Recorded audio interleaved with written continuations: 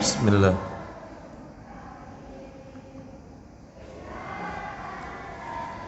Assalamualaikum warahmatullahi wabarakatuh. Alhamdulillah. Alhamdulillahi hamdan katsiran tayyiban mubarakan fi kama yuhibbu rabbuna wa yarda. Wa ashhadu an la ilaha illallah wahdahu la syarika lah wa ashhadu anna Muhammadan abduhu wa rasuluh. Ya ayyuhalladzina amanu taqullaha haqqa tuqatih wa la tamutunna illa wa antum muslimun.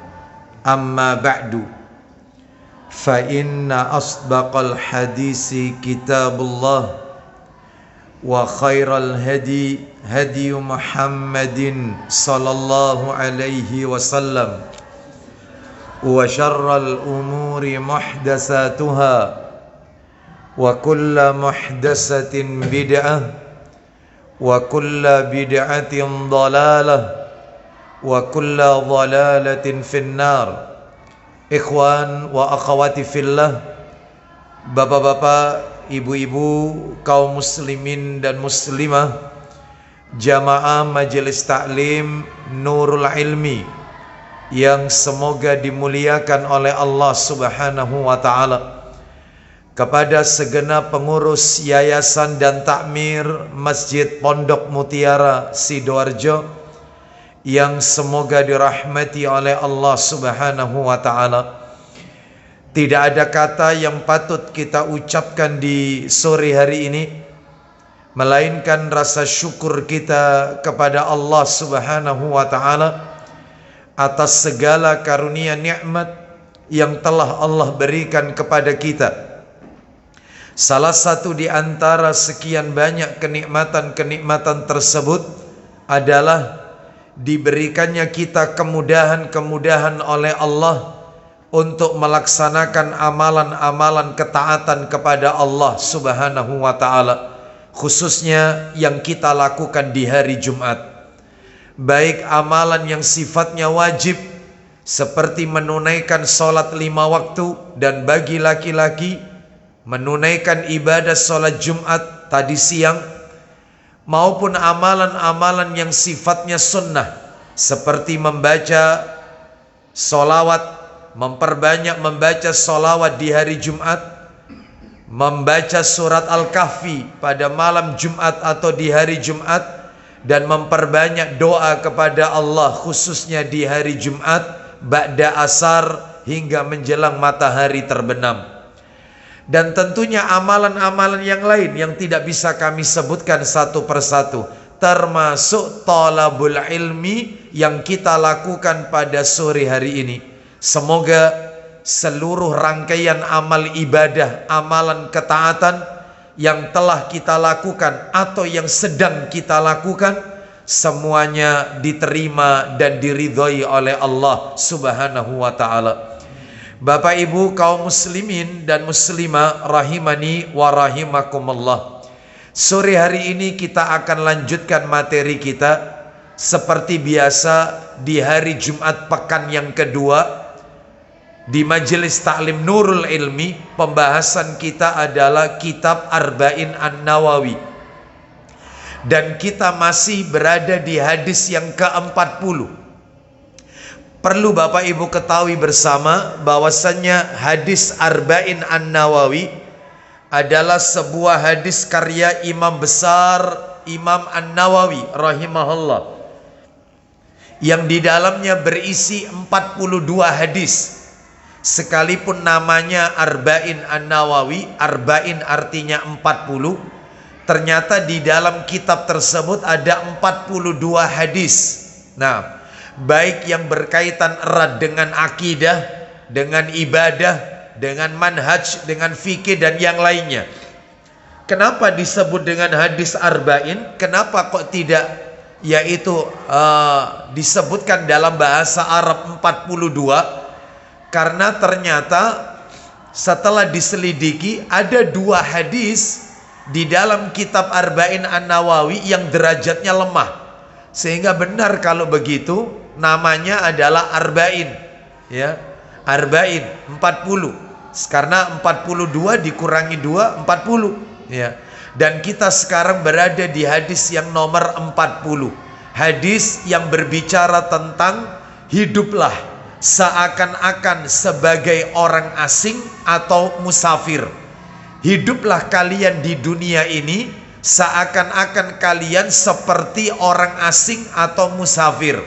Saya bacakan yaitu hadisnya, lalu kemudian kita akan lanjutkan materi kita karena ini adalah melanjutkan dari bulan yang lalu, ya.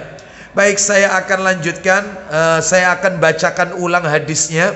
Hadis yang diriwayatkan oleh Imam Bukhari dalam kitab sahihnya Sahih Bukhari, nomor aslinya 6416, dan juga riwayat Tirmidzi dalam kitab Sunan Tirmidzi nomornya 2333. Begitu pula riwayat Ibnu Majah dalam sunannya, hadis yang ke-4114.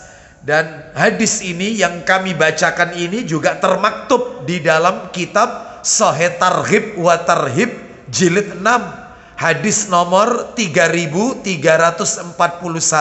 Kami bacakan.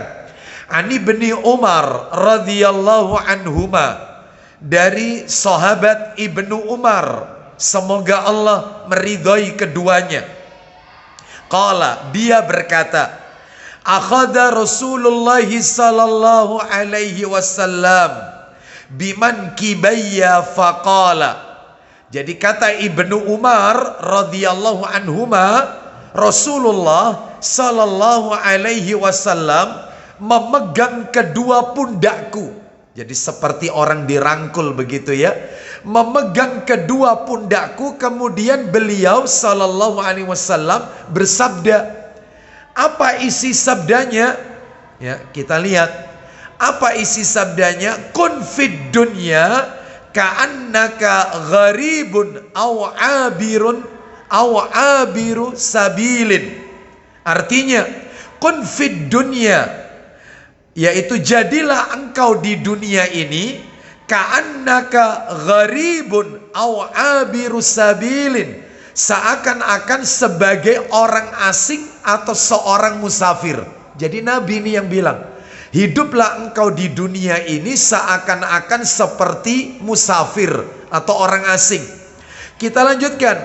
Wa udda nafsaka min ahlil kubur, dan persiapkan dirimu termasuk orang-orang yang akan menjadi penghuni kubur. Maksudnya kau pasti mati. Tidak ada manusia yang kekal abadi, tidak ada. Persiapkan dirimu bahwasannya engkau adalah termasuk orang-orang yang akan menjadi penghuni kubur. Kita semua ini camat. Apa itu camat? Calon mati, ya, calon mayit. Lalu kemudian apa selanjutnya? Lalu kemudian yaitu wa kana Ibnu Umar yaqul, dan sahabat Ibnu Umar radhiyallahu anhu mengatakan idza amsaita. Nah, ini beliau tambahkan, bukan dari Nabi, dari Ibnu Umar radhiyallahu anhu. Apa kata beliau? Wa kana Ibnu Umar yaqul idza amsaita fala tantadhiris sabah. Kata Ibnu Umar radhiyallahu anhu, jika engkau berada di sore hari, maka jangan menunggu datangnya pagi. Jadi kalau kau berada di sore hari, jangan menunggu datangnya pagi. Maksudnya jangan suka menunda-nunda ibadah. Sekarang ya sekarang, jangan ditunda besok, nanti saja, nanti kalau sudah tua, nanti kalau sudah pensiun, nanti kalau sudah hijrah, nanti kalau sudah saya mantap, saya akan yaitu beribadah. Jangan. Kalau kau sudah berada di waktu sore, ya kerjakan di sore itu. Jangan menunggu datangnya waktu pagi. Maksudnya begitu. Lalu beliau melanjutkan ini. Masih kata Ibnu Umar radhiyallahu anhu. Wa idza asbahta fala tantadiril masa. Dan jika engkau berada di waktu pagi, Jangan menunggu datangnya sore. Wa khudh min sihhatika limaradika. Pergunakanlah masa sehatmu sebelum sakitmu. Wa min hayatika limautika. Dan masa hidupmu sebelum matimu. Inilah perkataannya Ibnu Umar radhiyallahu anhuma. Baik Bapak Ibu sekalian, berdasarkan riwayat ini, maka ada 5 pelajaran yang bisa kita ambil. 5 pelajaran yang bisa kita ambil. Ya, bagi bapak-bapak ya dan ibu-ibu yang ikut kajian pada sore hari ini secara online maupun secara offline yang hadir di masjid ini, maka kita perhatikan 5 pelajaran ini dari riwayat hadis yang mulia ini. Kita lihat nomor 1 dan nomor 2 sudah saya sampaikan bulan yang lalu. Nggak apa-apa, kita review sedikit untuk mengingat kembali. Pelajaran yang pertama adalah di dalam riwayat tadi memiliki makna yang sama dengan riwayat-riwayat yang lain. Apa contohnya riwayat-riwayat yang lain? Kalau tidak salah waktu itu saya jelaskan, yaitu riwayat-riwayat yang lain, yaitu ada kurang lebih sekitar 6 ya, 6 riwayat ya, 6 dalil yang lain semakna ya. Saya tidak perlu sebutkan ya, satu di antaranya yaitu kami sebutkan satu saja Bapak Ibu sekalian. Di antaranya adalah di mana Nabi SAW pernah bersabda ya, kata Nabi, ightanim khamsan qabla khamsin. Manfaatkan 5 hal sebelum datangnya 5 perkara. Manfaatkan 5 sebelum ketemu yang 5. Yang pertama kata Nabi, syababaka qabla haramika. Masa mudamu sebelum datang masa tuamu. Kita semua pasti mengalami masa muda. Bahkan mungkin di antara kita sekarang sudah berada di usia tua. Atau mungkin jangan-jangan kita ini masih berada di usia muda. Manfaatkan sebelum ketemu masa tua ya. Kenapa? Karena kalau di masa muda itu kan masih semangat-semangatnya, darahnya masih mengalir dengan hebat, dengan penuh dengan semangat tinggi maksud saya. Lalu kemudian jangkauannya masih panjang, maka manfaatkan masa muda itu. Bahkan tadi pagi dalam kajian online juga ya, tadi pagi dengan majelis taklim yang lain, majelis taklim Hayatul Ilmi ya, itu saya sampaikan yaitu tentang rahasia misteri umur 40. Kata para alim ulama, yaitu salah satunya yang ditulis oleh para ulama itu, ada buku judulnya bagus. Judulnya Ya Ibnal Arba'in, judulnya, yang ditulis oleh karyanya Syekh Ali bin Said bin Da'jam hafizahullah ta'ala, yang sudah diterjemahkan dalam bahasa Indonesia. Judulnya adalah Misteri Umur 40 Tahun. Ternyata umur 40 tahun itu disebutkan yaitu di dalam Al-Quran, surat Al-Ahqaf ayat 15. Kenapa kok Allah menyinggung umur 40 tahun? Itu cuma satu-satunya ayat itu, hanya satu dalam Al-Quran, surat Al-Ahqaf ayat 15. Kenapa Allah menyebut umur 40 tahun? Karena ternyata kata para alim ulama, usia 40 tahun itu adalah usia tolok ukur kebaikan pada umur setelahnya. Maksudnya, jika sebelum umur 40 tahun dilalui dengan baik, dia melakukan amalan-amalan ketaatan, maka umur setelah 40 tahun dia akan lakukan dengan kemudahan untuk melakukan kebaikan-kebaikan. Akan diberi oleh Allah kemudahan umur setelahnya, setelah 40 tahun. Tetapi kalau sebelum 40 tahun itu dia melakukan maksiat, banyak pelanggaran-pelanggaran dosa, maka umur setelah 40 tahunnya itu sulit. Bukan gak bisa, sulit untuk istiqomah berbuat baik.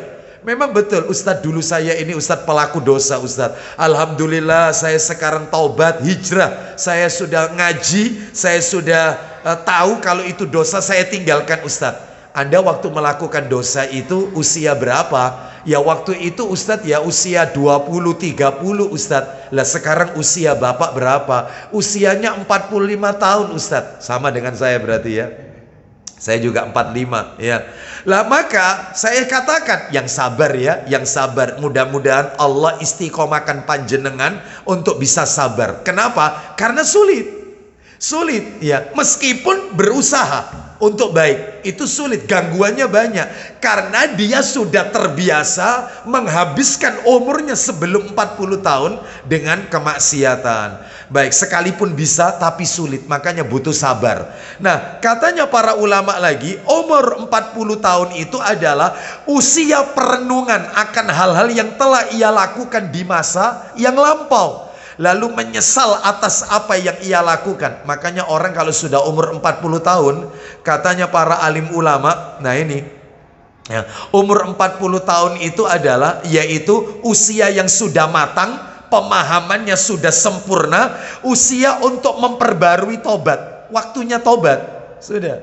Umur 40 tahun itu banyak mendekat diri kepada Allah. Lah kalau ada orang sekarang usia 60 tahun baru dia bertobat, ya memang tidak ada kata terlambat, tidak ada. Ya, mumpung ajal belum sampai di kerongkongan, ya banyak bertobat. Tetapi yang benar itu kalau sudah umur 40 tahun, sudah waktunya untuk ingat kematian. Ya, kenapa? Karena ulama-ulama terdahulu Bapak Ibu, ulama-ulama terdahulu ini, mohon maaf, saya bacakan, mereka kalau sudah usianya 40 tahun, mereka melipat ranjangnya, yakni tidak tidur sepanjang malam. Kebanyakan waktu malamnya nggak dipakai banyak tidur untuk ibadah. Kalau sudah umur 40 tahun, sudah waktunya ini menata, mempersiapkan kuburannya. Sudah waktunya. Ya, seperti itu. Ya, jadi oleh karena itu di sini usianya sudah berapa semua di sini? Di atas 40 atau di bawah 40 di sini? Ya, Masya Allah, di bawah 20 tahun semua di sini. Alhamdulillah, tidak mau disebut tua di sini ya. Bapak Ibu sekalian, rahimani wa rahimakumullah.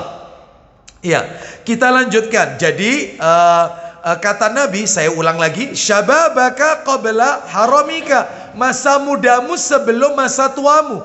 Ini yang pertama. Yang kedua, kan disuruh memanfaatkan 5 sebelum datang yang 5. Yang kedua kata Nabi, wasihataka qabla saqamika, sehatmu sebelum sakitmu. Mumpung dikasih sehat, pergunakan sebaik-baiknya. Yang ketiga, waghinaka qabla fakrika, masa kayamu sebelum miskinmu. Ya, orang kalau kaya, dia memiliki kelebihan harta, maka dia bisa berbuat banyak, bersedekah, membantu yang lemah dan seterusnya. Memang betul orang miskin itu juga bisa. Makanya ada orang miskin di zaman Nabi, orang-orang miskin di zaman Nabi, mereka berkata kepada Rasulullah SAW, wahai Rasulullah, enak jadi orang kaya itu wahai Rasulullah. Padahal orang kaya itu sholat, kami juga sholat. Artinya kan sama. Orang kaya itu puasa, kami orang miskin juga puasa. Cuman bedanya wahai Rasulullah, orang kaya bisa sedekah, orang kaya bisa zakat, orang kaya bisa haji, bisa umrah, maka kami tidak bisa melakukannya. Nah, seakan-akan mereka ini dari kelompok orang miskin ini, seakan-akan ini ya, seakan-akan mereka menganggap kalau begitu orang kaya itu pahalanya lebih banyak daripada orang miskin. Ya, kesempatan masuk surganya terbuka lebar untuk orang kaya ketimbang orang miskin, karena dia banyak melakukan kebaikan. Apa katanya Nabi? Nabi ngedem-ngedem. Apa ngedem-ngedem itu? Menghibur. Apa kata Nabi kepada mereka, kelompok orang-orang miskin ini? Bukankah banyak cara untuk bersedekah? Bukankah bersedekah itu banyak caranya?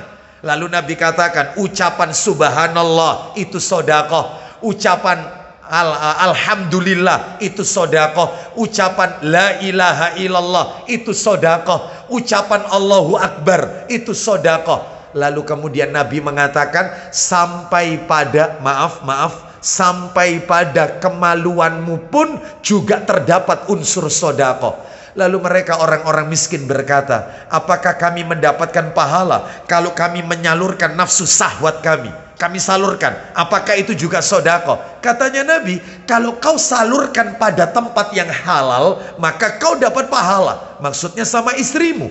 Tapi kalau kau salurkan pada tempat yang haram, zina maksudnya, maka kau dosa. Makanya menjima istri itu bagian dari sedekah. Berarti sedekah itu tidak identik dengan uang. Bahkan dalam riwayat yang lain, sholat sunnah 2 rakaat, sholat sunnah 2 rakaat yang tidak butuh waktu lebih dari 5 menit, mungkin kurang dari 5 menit, itu termasuk sodako dengan 360 tulang persendian. Oh, itu ya. Jadi ya, sodako itu tidak identik dengan uang. Ya, sodako itu bentuknya umum. Bahkan kita menanam tanaman, yang tanaman itu bisa dimanfaatkan oleh orang lain atau makhluk lain, maka itu juga sodako. Nah itu ya. Baik Bapak Ibu sekalian, rahimani wa rahimakumullah. Jadi mumpung dikasih kelebihan harta, gunakan, ya, manfaatkan di jalan Allah Azza wa Jalla. Lalu kemudian kata Nabi berikutnya, wa faraghaka qabla syughlika. Lah ini masa lapangmu sebelum masa sempitmu. Mumpung diberikan oleh Allah waktu yang banyak, kesempatan yang banyak, manfaatkan untuk beribadah kepada Allah. Ya, seperti itu. Dan yang terakhir, wahayataka qabla mautik, hidupmu sebelum matimu. Seakan-akan kata para ulama begini, kau sudah bukan muda lagi, usiamu sudah tua. Sudah, berarti sudah masa muda udah lewat kan? Terus kemudian kau juga bukan orang kaya, kau bukan termasuk orang yang diberi kelebihan harta. Thayyib, lewat, karena kita bukan orang kaya. Terus kemudian kau juga yaitu tidak diberikan masa sehat. Kau sering kali menikmati masa sakit, sering sakit. Thayyib, sudah kehilangan masa sehat kita, kesempatan sehat kita.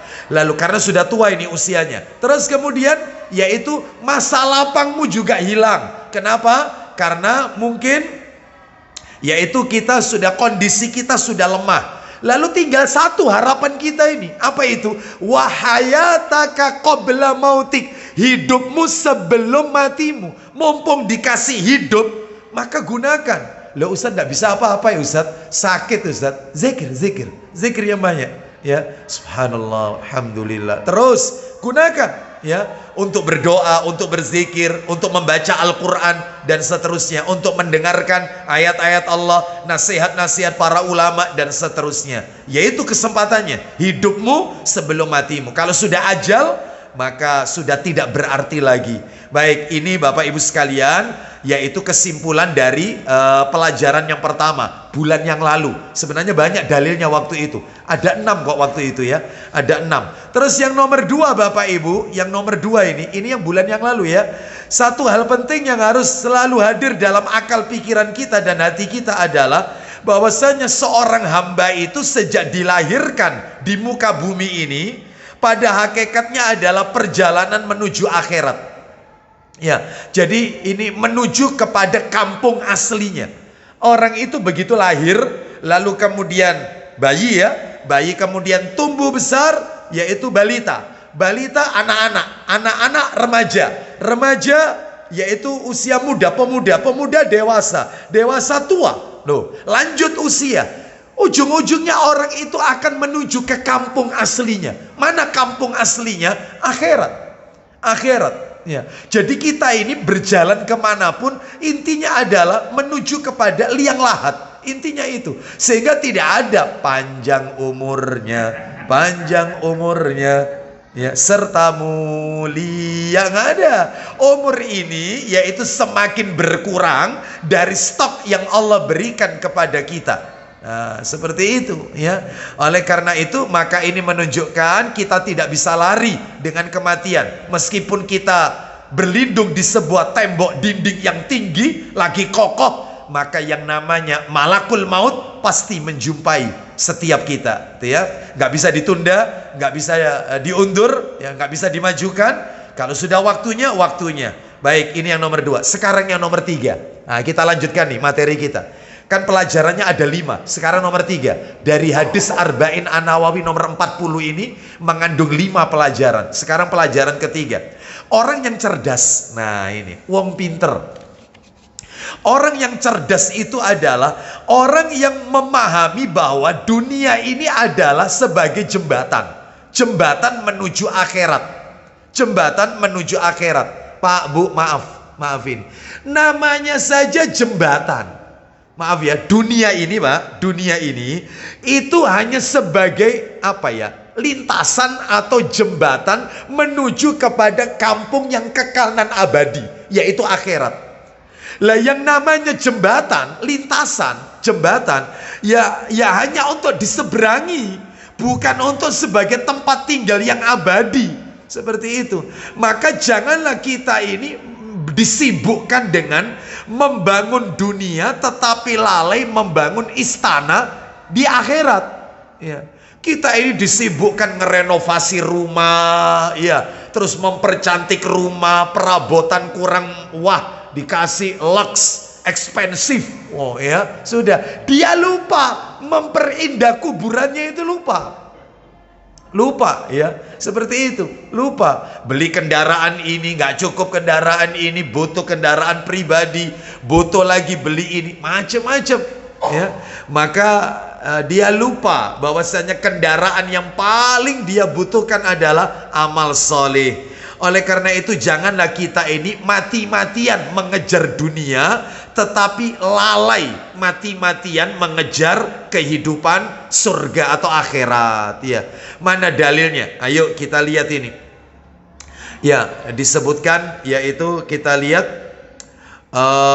di dalam hadis. Coba minta tolong, ini hadisnya. Ini kitabnya Sahih Targhib wa Tarhib, antum baca ya. Ustadz nanti yang Al-Quran ya. Yang itu aja Ustaz.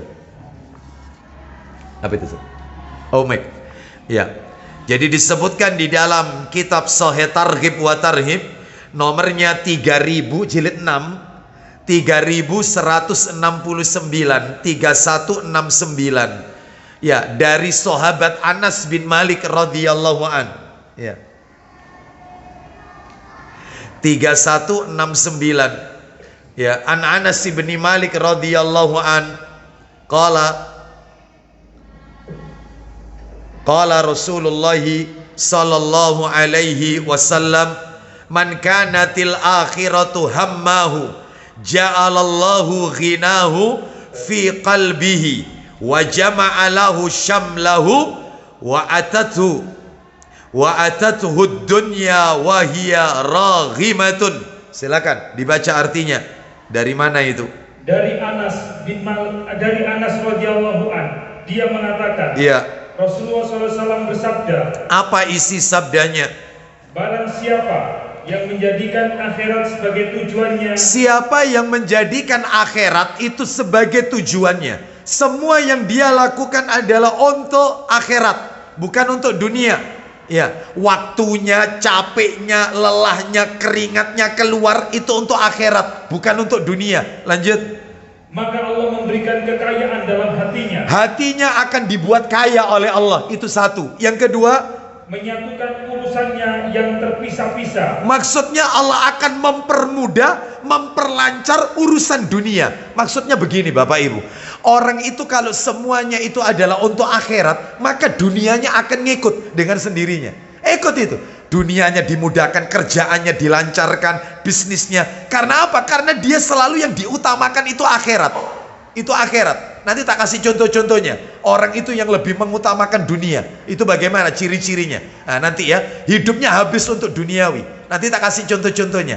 Kita nggak boleh meniru seperti itu. Yang kita bahas dulu adalah orang yang hidupnya, waktunya, hartanya, capeknya, lelahnya, letihnya, keluarnya keringat dari tubuhnya, itu semua untuk Allah, untuk akhirat. Ulang lagi Pak Didi, ulang lagi. Maka Allah akan menjadikan, ulang lagi, Allah akan menjadikan kekayaan. Ulang lagi dari situ. Maka Allah memberikan kekayaan dalam hatinya. Itu nomor satu. Yang nomor dua, menyatukan urusannya yang terpisah-pisah. Maksudnya Allah berikan kemudahan dan kelancaran. Nomor tiga, dan dunia datang kepadanya dalam keadaan tunduk. Loh, jelas sekali, dunia akan mendatanginya dalam keadaan tunduk.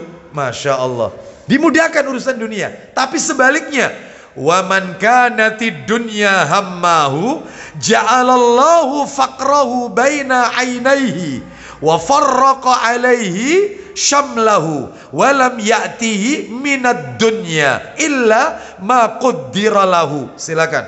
Dan barang siapa yang menjadikan dunia sebagai cita-cita atau keinginannya. Nah, siapa yang hidupnya itu dunia, selalu kerja ya dunia, semuanya, gak ada sisi akhiratnya.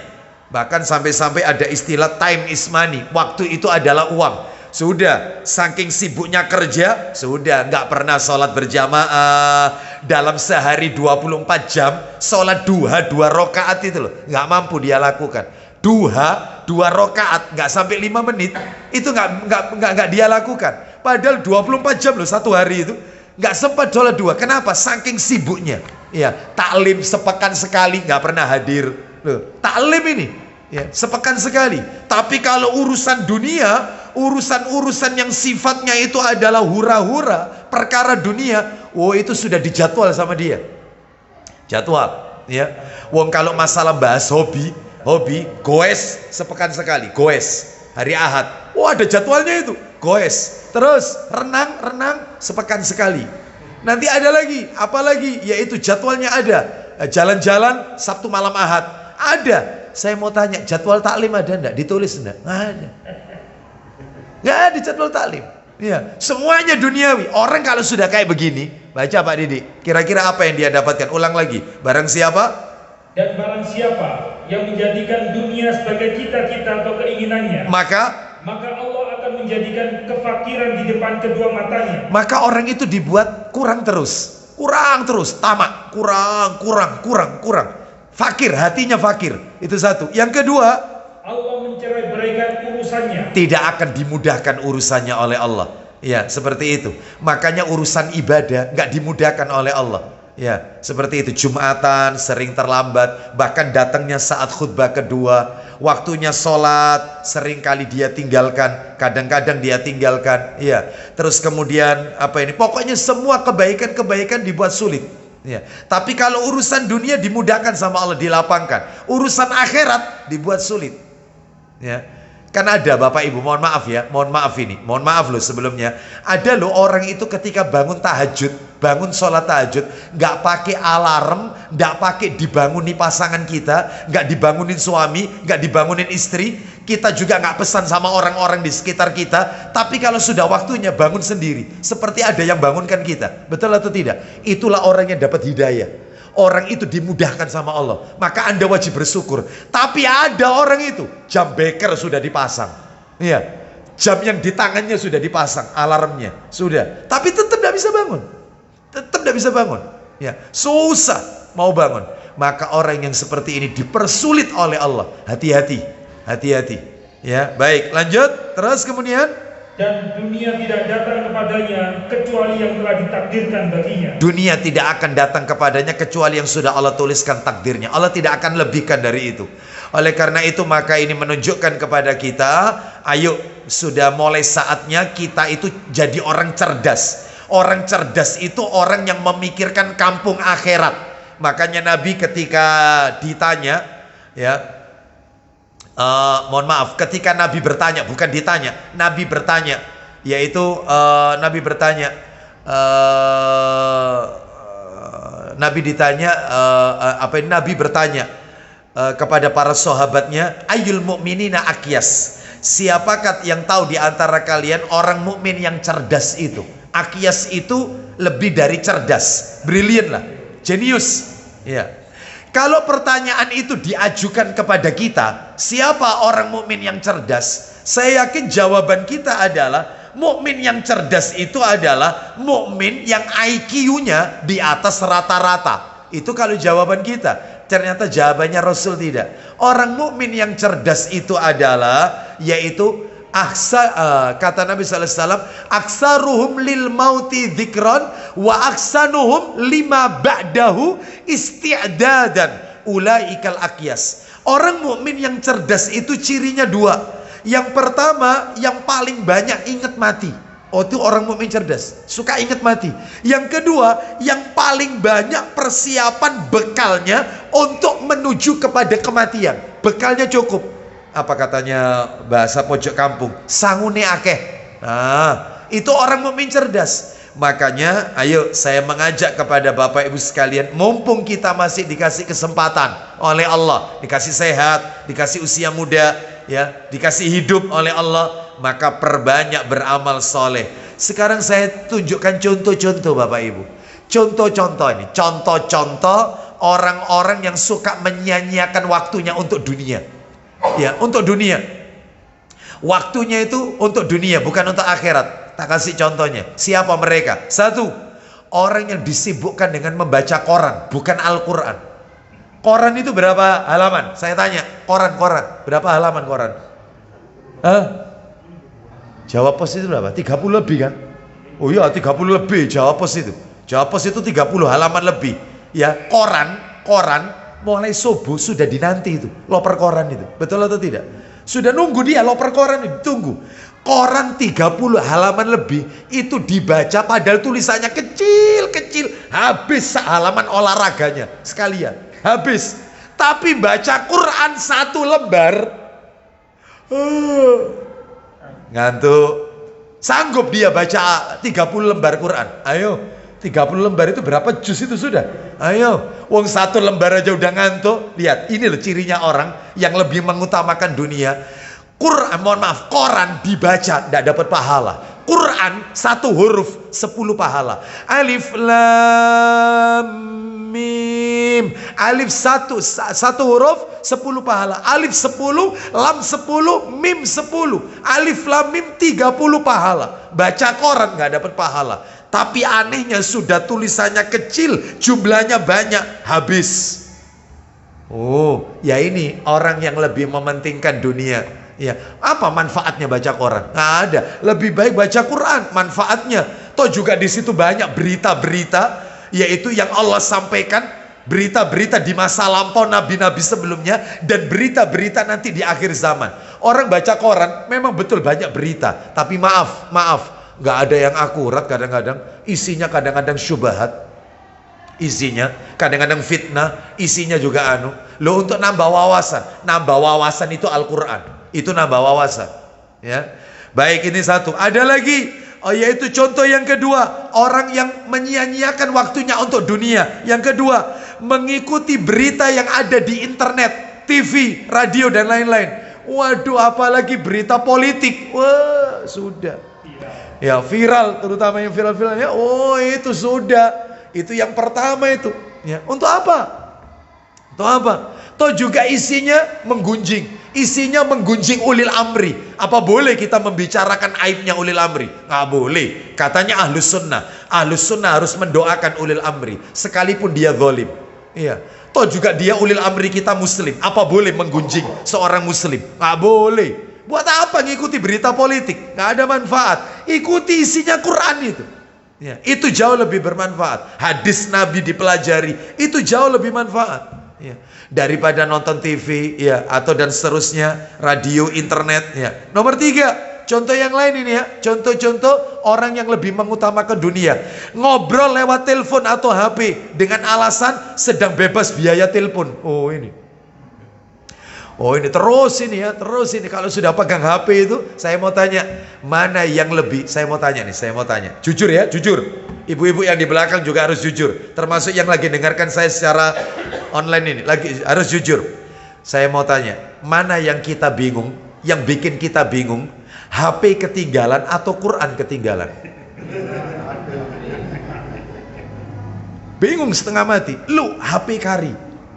Mana yang bikin kita bingung? Ayo, Quran atau HP ketinggalan? Wong kita bangun tidur, yang kita cari apa? HP. Sampai kayak gitu. Ya, ini menunjukkan kepada kita, inilah orang-orang yang orientasinya yaitu adalah dunia. Ya, seperti itu. Oleh karena itu ini yang nomor 3. Nomor 4, banyak menggunakan media sosial, terutama main game. Loh ini. Ya, media sosial terus, apalagi kalau sudah tangan geser, wah terusin. Apalagi banyak dia itu di dalamnya ada IG, ada Facebook, ada apa lagi? Telegram, ada WA. Oh, di WA itu grupnya aja banyak. Grup reuni SD. Oh, ada grup reuni SMP, ada grup reuni SMA, ada grup teman-teman kuliah, ada grup arisan PKK. Loh, ada grup warga RT. Oh, ada grup takmir. Oh, apalagi? Itu semuanya pada ngasih info. Terus ini tangannya nggak berhenti. Ya.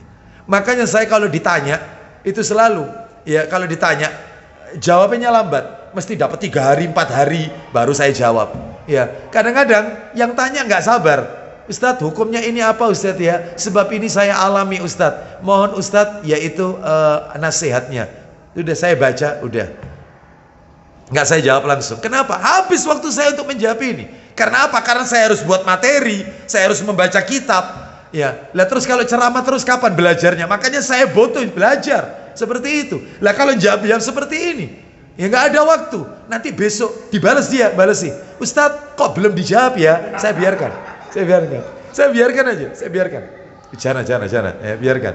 Besoknya lagi, nggak saya jawab lagi. Itu ke lebih singkat lagi. Tat, gitu aja. Tat tanda tanya. Tat. Ya. Tat tanda tanya. Ustadz itu disingkat tat. Jadi dianggap ketat saya ini. Ya Allah, ya Rabb, ya Allah, ya Rabb. Itu nggak ada waktu. Nanti baru 2 minggu itu baru. Apa jawabannya ketika saya jawab sepekan kemudian atau 2 pekan kemudian? Ya wis mari hajate tat. Itu jawabannya. Mari hajatnya, ya Allah. Iya, saya tidak ada waktu. Iya. Lah kalau saya bayangkan, Bayi bisa bayangkan jadwal saya pagi, siang, terus kapan saya belajarnya? Saya butuh belajar. Saya butuh juga mendengarkan nasihat ustadz-ustadz yang lain. Saya juga butuh untuk seperti itu. Sehingga untuk jawab-jawab seperti ini, ya makanya kita jangan disibukkan dengan HP. Belajar, ya. Kita lanjutkan, ibu-ibu sekalian, bapak ibu. Terus yang kelima, menyibukkan diri dengan hobi. Menyibukkan diri dengan hobi. Nah, contohnya apa? Hobi setiap pekan dibelain, diperjuangkan. Kalau hobi itu, diperjuangkan. Namun untuk menuntut ilmu syar'i tidak diperhatikan setiap pekannya. Sibuk berburu, ya, sibuk dengan hobi futsal, ya, naik gunung, ya, mancing. Ada nggak hobi mancing di sini? Wah, dijadwal itu sepekan sekali mancing, goes itu. Itu. Nggak ada di sini orangnya ya. Oh ada. Oh di online. Oh ada di. Antum menghibah berarti. Iya. Bapak ibu sekalian, rahimani wa rahimakumullah. Nah, terus ini nggak boleh ya, diperhatikan setiap pekannya.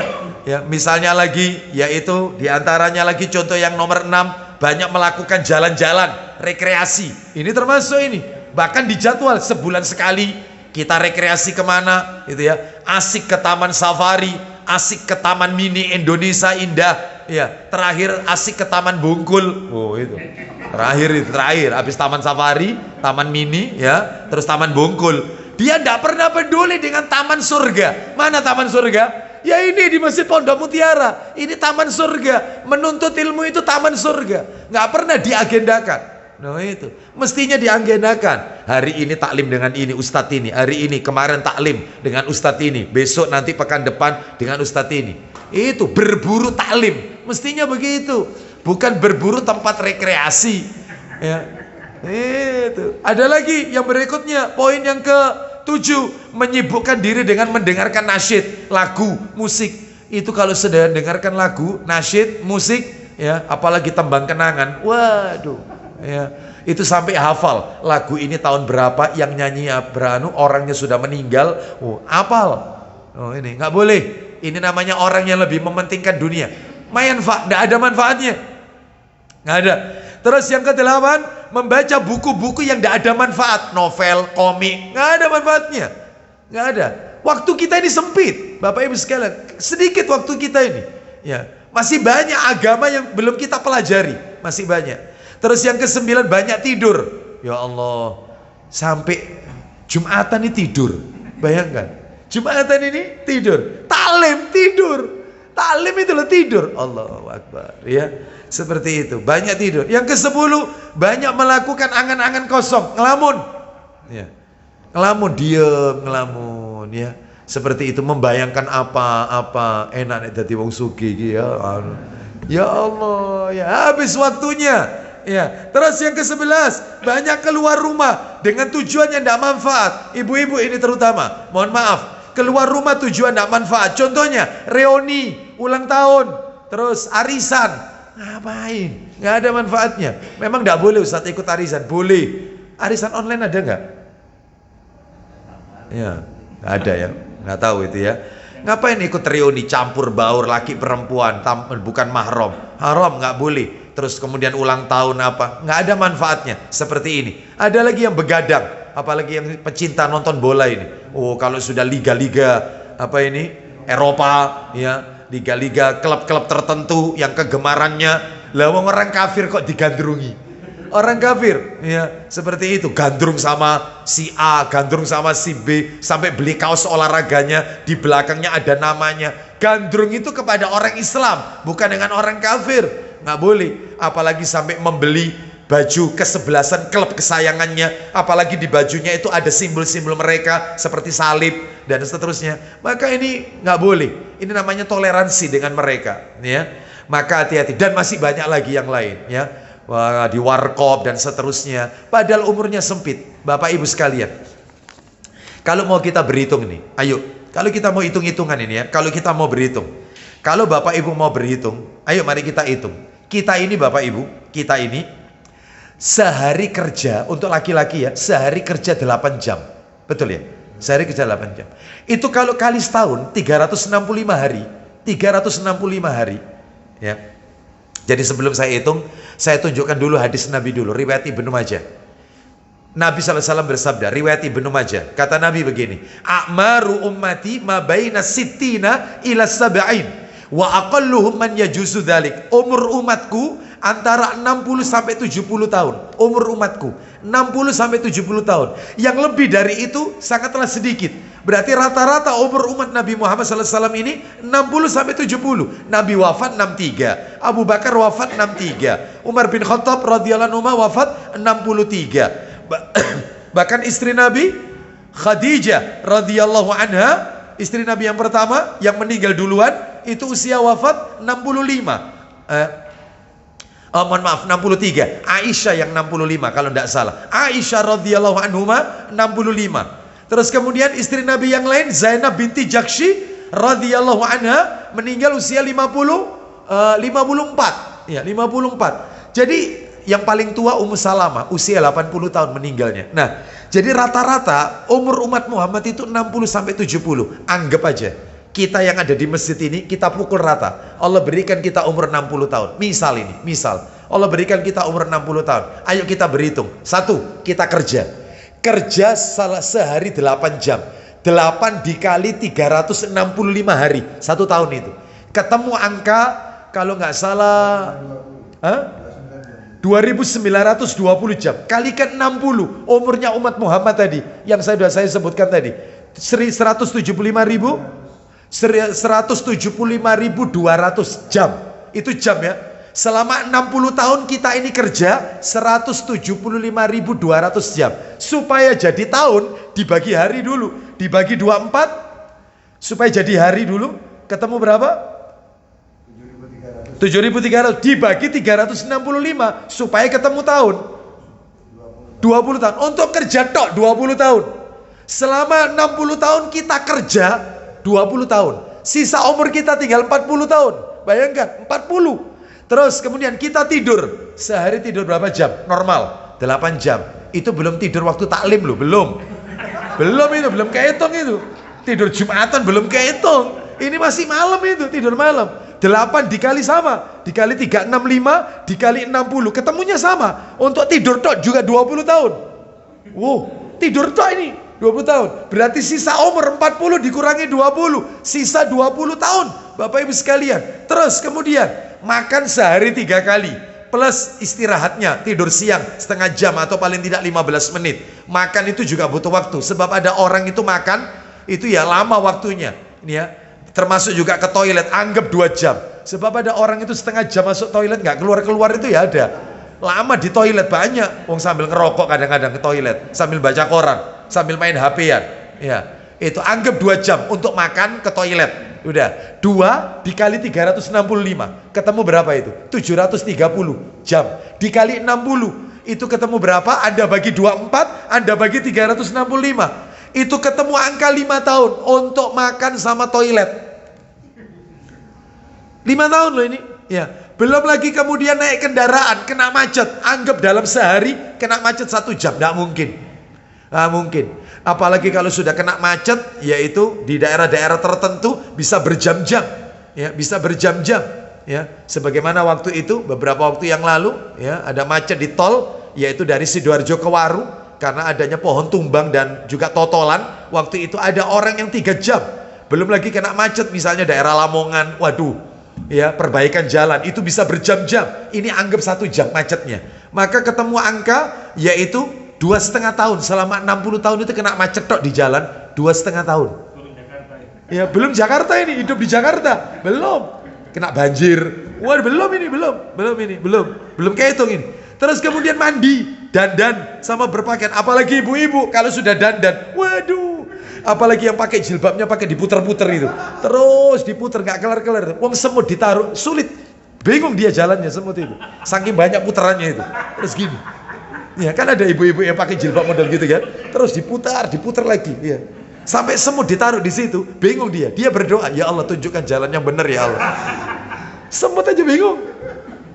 Semut ini bingung. Bapak Ibu sekalian, yo coba, belum bedaannya, belum pakai ininya, pakai ini. Oh, apalagi maaf, apalagi yang profesinya artis. Oh, menata rambutnya itu seharian loh itu. Terus kapan sholatnya, kapan ibadahnya, seharian. Bayangkan, kapan taklimnya. Mereka yang profesinya artis, ayo. Dan seterusnya. Terus kemudian apa lagi? Anggap itu 1 jam, sama 2,5 tahun dalam selama 60 tahun untuk dandan. Belum telepon, medsos. Saya mau tanya, mana yang lebih lama? Anda di depan HP ataukah di depan media sosial? Masalahnya Qurannya itu di HP itu, Ustaz. Oh ya. Ini masalahnya itu bermedia sosial, WA atau Facebook atau apa. Lebih banyak itu daripada baca Quran. Anggap medsos 1 jam, berarti 60 tahun, 2,5 tahun lagi. Sama, anggap setahun semua. Belum kemudian menerima tamu, ngobrol. Waduh. Kalau ngobrol ini, anggap ngobrolnya setengah jam, berarti selama 60 tahun, 1,2 tahun. 1,2 anggap. Baca Quran, berapa lama baca Quran? Ayo, sekarang baca Quran. Halo, baca Quran. Sehari berapa? Butuh waktu berapa? Ayo, setengah jam? Waduh, saat itu kayaknya kebanyakan Ustaz, setengah jam itu. Ya Allah, setengah jam kebanyakan, berarti 60 tahun kita baca Quran cuma 1,2 tahun. Itu kalau di total jumlahnya tadi 20 ditambah 20 ditambah 5 tambah 5 tambah 2,5 tahun tadi ada 3 tambah 1,2 nya ada 2, total pas 60 tahun. Pas. Lalu kemudian kapan baca kitabnya? Kapan, mana taklimnya? Disebut tadi taklim? Ada. Oh, berarti kalau begitu waktu kita banyak yang terbuang percuma untuk sesuatu yang sia-sia. Bayangkan Bapak Ibu sekalian, mana taklim tadi disebut? Nggak ada. Ya, itu kalau matinya 60. Lah kalau matinya 50 tahun. Ayo. Ini kalau meninggalnya dianggap 60. Lah kalau meninggalnya 50. Lah kalau meninggalnya itu kurang sepekan lagi. Sedangkan banyak kita para ulama yang belum kita baca, belum kita telaah, kita pelajari. Masih banyak dalam agama Islam ini yang belum kita ketahui. Betapa ruginya kita ini. Oleh karena itu, Bapak Ibu sekalian rahimani wa rahimakumullah, makanya disebutkan yaitu di dalam sebuah hadis, tolong dibuka Sahih Targhib wa Tarhib. Masya Allah merinding saya kalau baca hadis ini, jilid 6. Pak Didi, Sahih Targhib wa Tarhib, nomornya 3597. 3597, Sahih Targhib wa Tarhib 3597.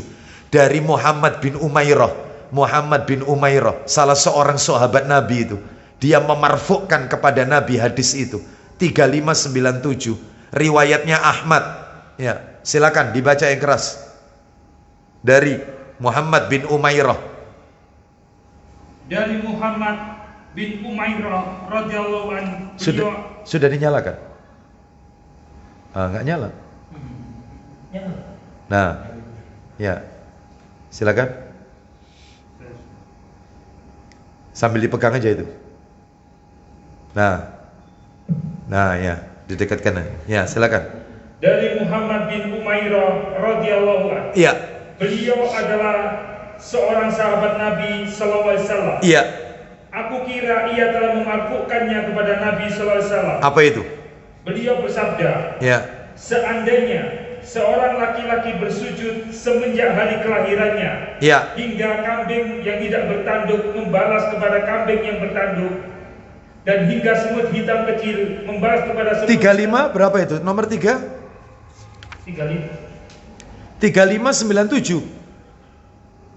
Seandainya seorang laki-laki bersujud Iya. semenjak hari kelahirannya. Nah, seandainya seorang bersujud, mulai lahir sujud sampai kematiannya. Sampai mati dia itu tetap sujud kepada Allah. Lanjut. Pada saat tua renta, Ya.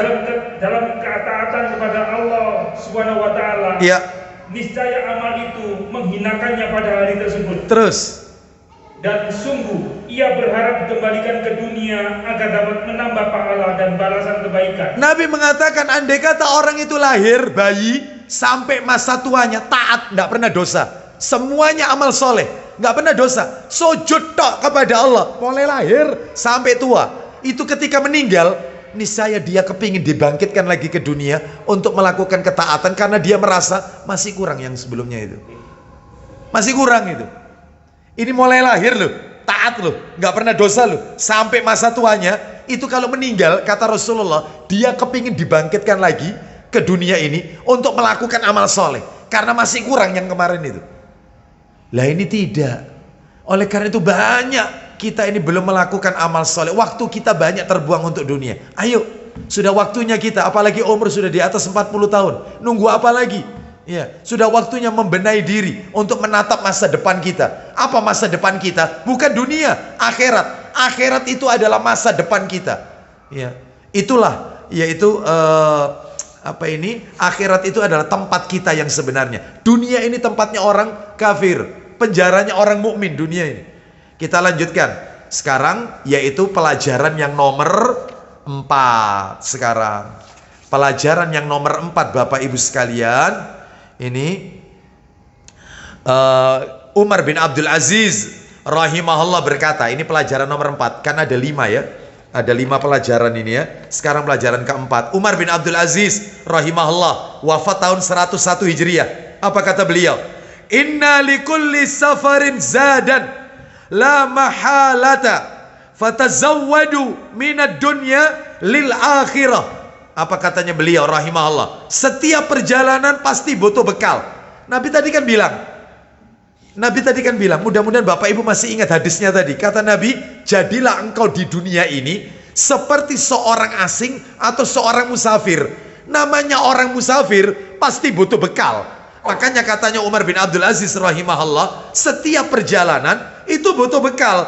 Maka berbekallah untuk perjalanan kalian di dunia menuju akhirat. Mungkin Bapak Ibu bertanya dalam hati, Ustadz kenapa kok kita ini harus punya bekal? Maaf, saya harus sampaikan.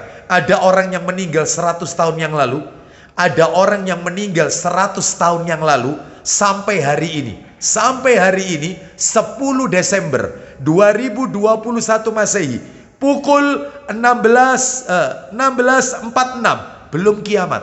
Selama itu pula menegam dalam kubur menanti hari kiamat.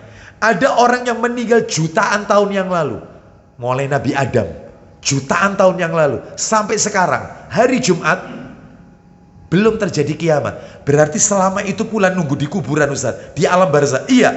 Lah itu kalau bekalnya itu sedikit, maka akan tersiksa. Sebagaimana Bapak Ibu kalau melakukan perjalanan, Bapak Ibu melakukan perjalanan ke luar negeri, jangan jauh, misalnya nih umroh ke Mekah.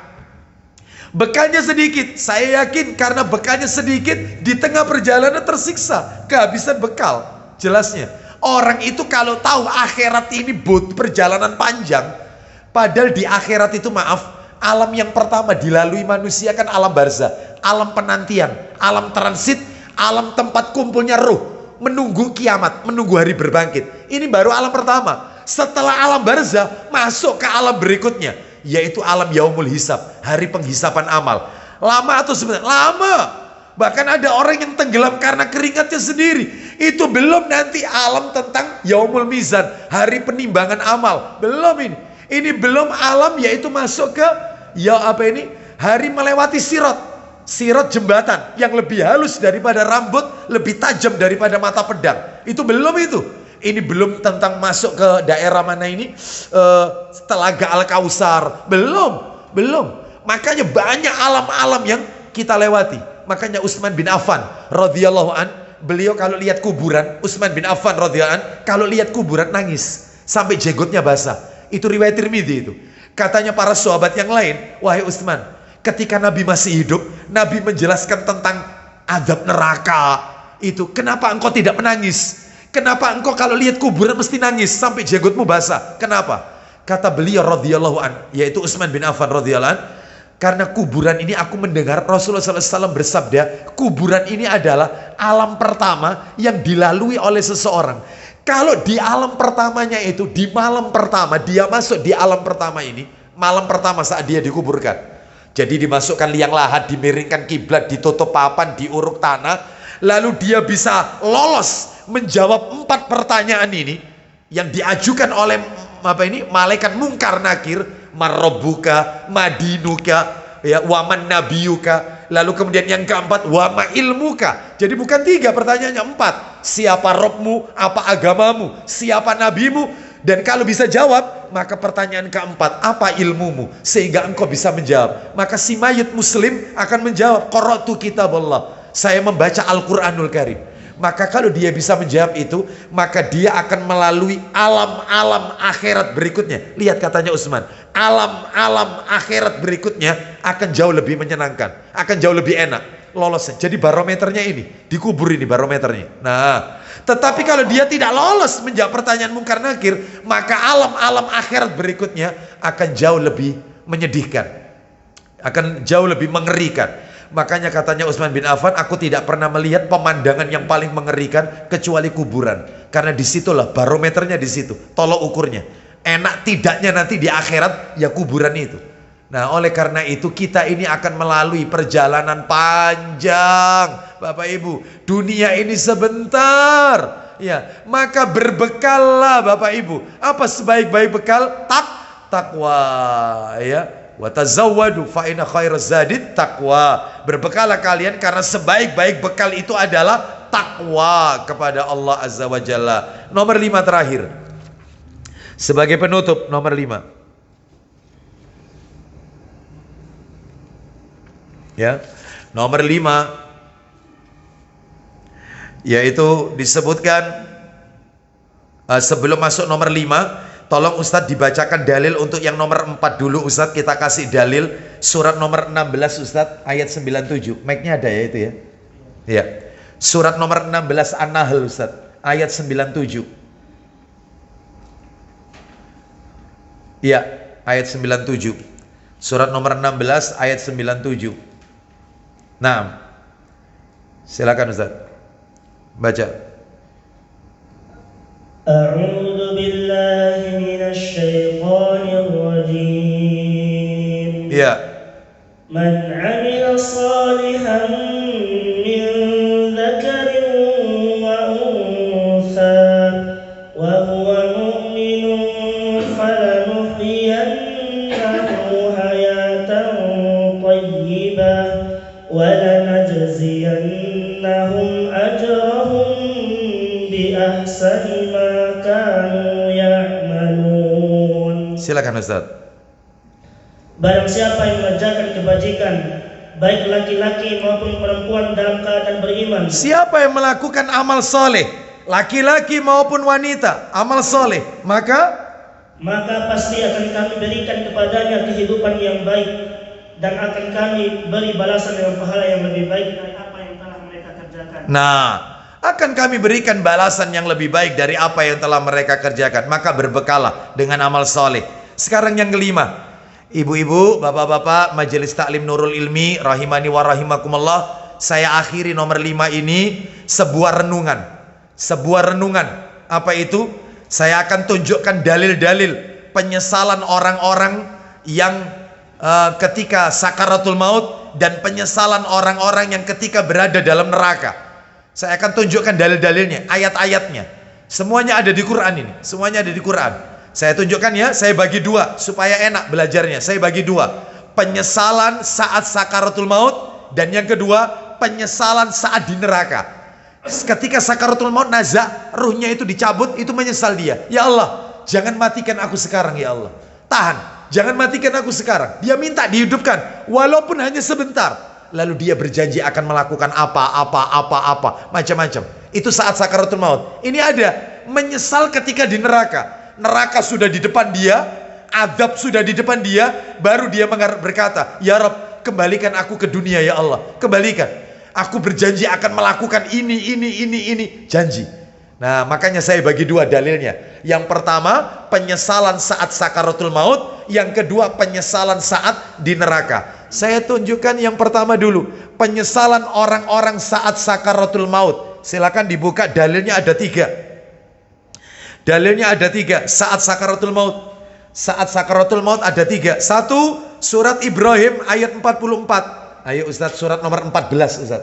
Surat nomor 14 Ibrahim ayatnya 44. Allah Subhanahu wa taala berfirman, ya. Wa andirin nasa yauma ya'tihimul adzab. Silakan Ustaz. Surat nomor 14 ayat 44. Ya, baca. Silakan.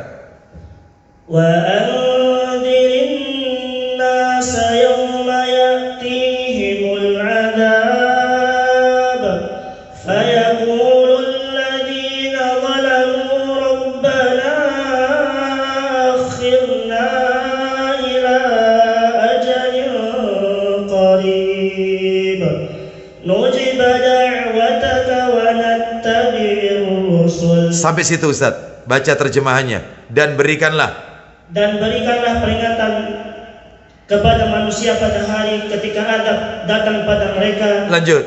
Maka orang yang zalim berkata, apa kata mereka saat sakaratul maut? Silakan. Ya Tuhan kami, Ya. berilah kami kesempatan kembali ke dunia walaupun sebentar. Nah, tangguhkan kami, kembalikan kami ke dunia walaupun waktu yang sedikit, sebentar. Lanjut, janjinya apa Ustaz? Niscaya kami akan mematuhi seruan Engkau dan akan mengikuti Rasul-Rasul. Loh, kami akan mengikuti seruanmu ya Allah. Kami akan mentaatimu ya Allah. Dan mengikuti seruan para Rasul. Telat, terlambat, nasi sudah menjadi bubur. Kemana saja mereka selama masih hidup. Ingat, lihat apa yang mereka inginkan. Ingin taat dan ingin mengikuti sunnah Rasul. Karena ke waktu di dunia mereka nggak taat dan mereka suka mengolok-olok sunnah Rasul. Giliran sakaratul maut nazak baru sadar. Ya Allah, tangguhkan kematian kami, kembalikan kami ke dunia, beri kesempatan kami walaupun cuma sebentar. Kami akan mematuhi Engkau dan seruan para Rasulmu. Terlambat, nasi sudah menjadi bubur. 1, penyesalan saat sakaratul maut. Ayo mumpung sekarang masih hidup, lakukan perintah Allah, penuhi perintah Allah dan sunnah Rasul lakukan. Ini yang pertama ya. Yang kedua, penyesalan saat sakaratul maut. Surat nomor 23 Ustaz, Al-Mu'minun. Surat nomor 23 Al-Mu'minun. Ayatnya 99 dan 100. Al-Mu'minun ayat 99 dan 100. Hatta idza jaa ahadahumul mautu. Silakan Ustaz. 99 dan 100. Yuk.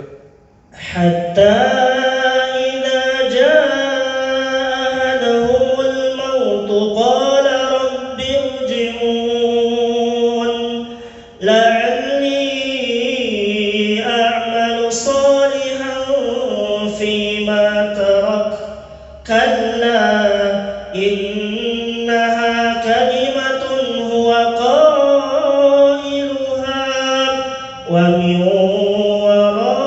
waraihim barzakhun ila yaumi yub'atsun. Terjemahannya Ustaz. Demikianlah keadaan orang-orang kafir. keadaan orang-orang kafir itu hingga apabila datang kematian kepada seorang dari mereka, dia berkata, Apa "Ya saat Tuhanku, sakaratul maut? Ya Tuhanku. ya Tuhanku, kembalikanlah aku ke dunia Terus, agar aku dapat berbuat kebaikan yang telah aku tinggalkan." agar aku dapat beramal soleh dari apa yang sudah aku tinggalkan. Apa jawabannya Allah Ustaz? Sekali-sekali tidak. Ya.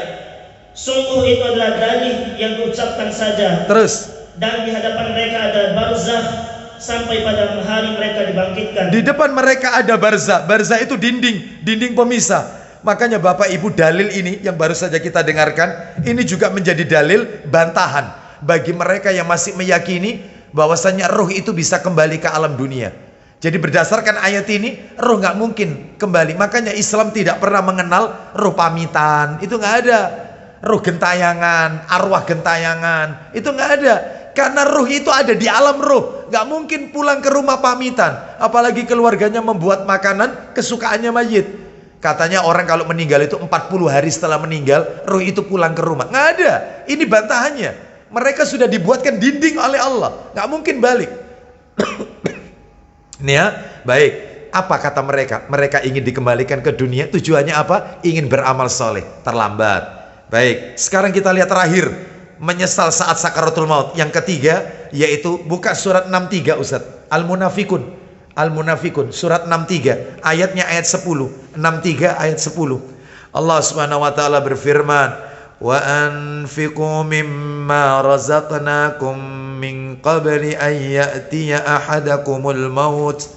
Ya, silakan ayat 10 Ustaz. Dibaca ayatnya. Wa anfiqu mimma razaqnakum min qabli an ya'tiya ahadakumul maut fayaqula rabbi laula akhartani ila ajalin qarib فأصدق وأكن من الصالحين. Silakan Ustaz.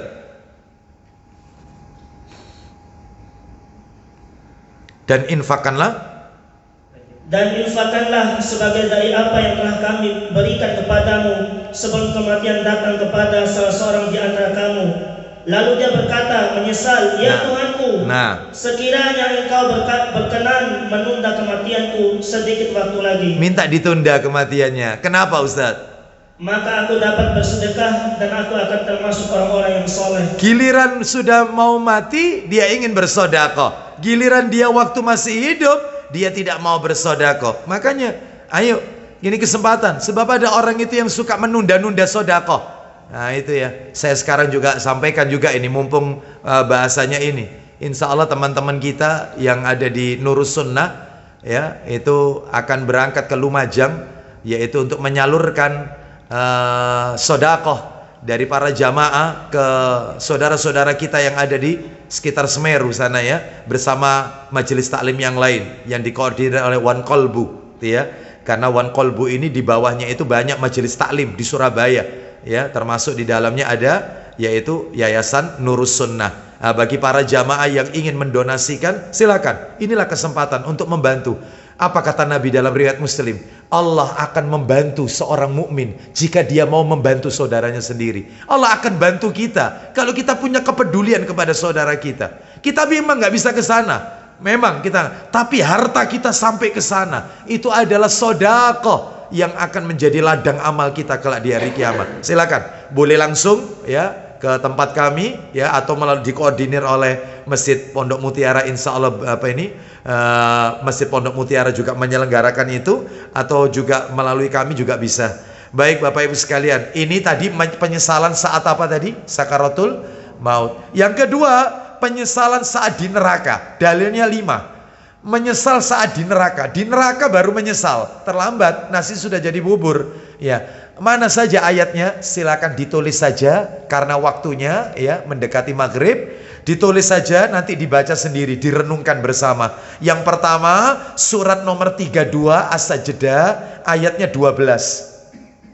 Surat 32 ayat 12 nanti dibaca sendiri ya. Ini. Yang kedua, surat Fatir. Lah yang menarik ini surat Fatir ini ayat 37. Wahum yastarikhuna fiha, yaitu mereka penduduk neraka berteriak, ya Allah, keluarkan kami dari neraka ini. Mereka minta dikeluarkan. Lalu ditegur oleh Allah. Ketika mereka berjanji, aku akan beramal soleh. Apa kata Allah? Awalam nu'ammirkum ma yatadzakkaru fihi man tadzakkar. Apa kata Allah kepada penduduk neraka? Bukankah aku telah memanjangkan umur kalian? Untuk apa umur itu? Berarti umur itu bukan jatah tanpa pertanggungan jawab. Semuanya akan ditanya oleh Allah. Ayo, mumpung dikasih hidup oleh Allah, manfaatkan umur kita untuk beramal soleh. Sudah waktunya, bukan untuk bermain-main. Allah menciptakan kita untuk ibadah, bukan untuk main-main. Bukan. Kita lanjutkan, itu surat Fatir ayat 37. Nomor 3, surat Az-Zumar, surat 39, ayatnya 15. Nanti dibaca sendiri ya, Az-Zumar 15. Yang nomor 4, surat nomor 40, Ghafir, surat Al-Mu'min atau Ghafir, ayatnya 44. Surat 40 ayat 44. Dan yang terakhir, surat Asy-Syura, ayatnya surat 42 ayat 44. Sama ayatnya seperti tadi yang Al-Mu'min tadi. Sama ayat 44 tapi ini Asyura ayat 4, surat 42. Materi ini Bapak Ibu akan kami share di Majelis Taklim Nurul Ilmi yang lengkap dengan dalil-dalilnya, yaitu nanti setelah kajian. Silakan diminta langsung, bisa di-share nanti di media sosial. Materi saya akan saya bagikan yang lengkap dengan dalilnya ini. Wallahu a'lam bishawab. Demikian apa yang bisa kami sampaikan. Dengan kesimpulan, semoga Allah subhanahu wa ta'ala membimbing kita semua di jalan yang lurus, yaitu Al-Quran dan As-Sunnah, dengan pemahaman para sahabat ridwanullah alaihim ajma'in. Semoga Allah juga memberikan kita hidayah taufik, sehingga kita bisa nanti menghadap Allah dalam keadaan husnul khatimah. Semoga Allah wafatkan kita dalam keadaan tauhid. Semoga Allah memberikan kekuatan kepada kita untuk bisa istiqomah di dalam ketaatan kepada Allah Azza wa Jalla.